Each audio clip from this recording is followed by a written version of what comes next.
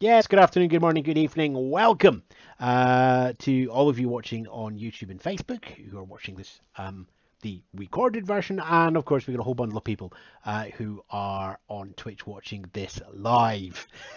Some people have stayed up past their bedtime to watch me talk about Tut-tut, which is it's a new game. I only spotted it coming out this week, at least for the ZX Spectrum. I spotted this over the summer on Villard Such's YouTube channel where he reviews ZX81 games.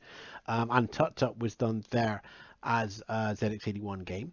It's now been rolled forward into a Spectrum version. And there's a couple of things that I like about this. The first one is it's programmed in ZX Basics, not ZX Basics, because nowadays that's a different flavor. It's programmed in Spectrum Basic. And there's a whole page talking about the techniques used to make it a fast game. You can download it as a tape file, and I'll be honest, I've done that, but it's also available as a type-in listing. So if you want that genuine experience of living it up on a Spectrum, you can head over to the link, which will be in the Twitch live stream at the side, or it will be in the comments on YouTube and Facebook. Paleotronic and the details there on that. But let's just see how it plays, shall we? Where are we?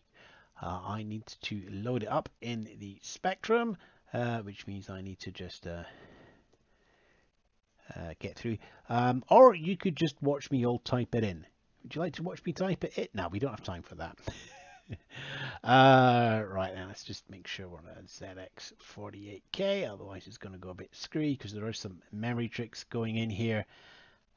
And run that through. No loading screen on this one because it's a type-in program, so it just runs straight off. Paleotronics Tut-tut by David Stephenson, 2019. So, keys, slide walls, all the gems, collect all the gems, avoid the mummies, and get to the door before the auction runs out. Classic keys, QEOP, R for a reset, and there is your scoring system. Now remember, this is just type in, it's in basic, type it in, and it's got a beeper running through it as well. Now, the game itself, each of the maces is stored as daily statements at the end of the program, so it's just reading through a daily statement. But one of the fun things here, you'll see it as it pops up there. You'll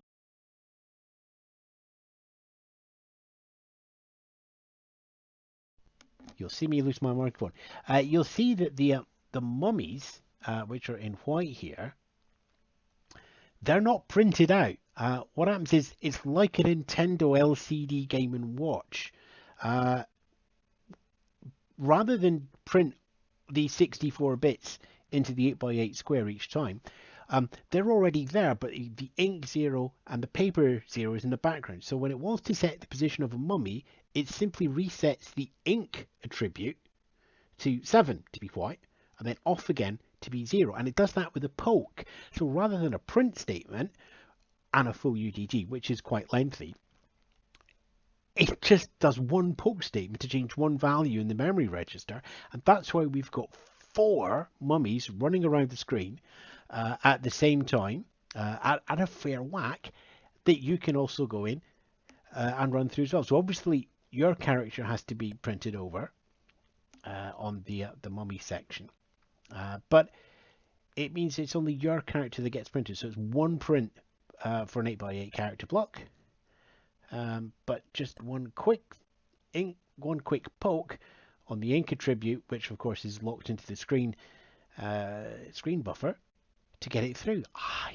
And I remember programming Specky Basic, and I just love the artistry that is on show here to try and make a game as fast as possible with a high level language, which isn't particularly fast, running on a not particularly fast machine. And if you go, the link to the actual article where you get the typing listing actually goes through all these techniques. It talks about the fact that you want to put the loop as high up in the code as possible because then it's lower in the memory, so it's better addressable from the page memory.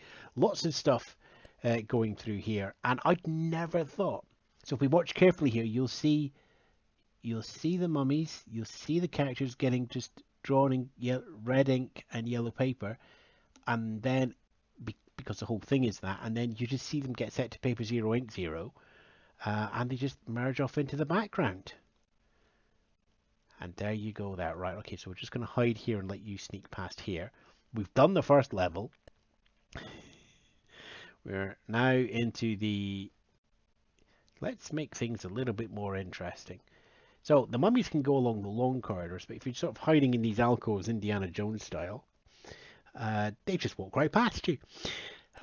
Bless the mummy. So it just gives you a little bit of... Come on, got a chance to run down there. Okay. We need to get you out of the way to the side.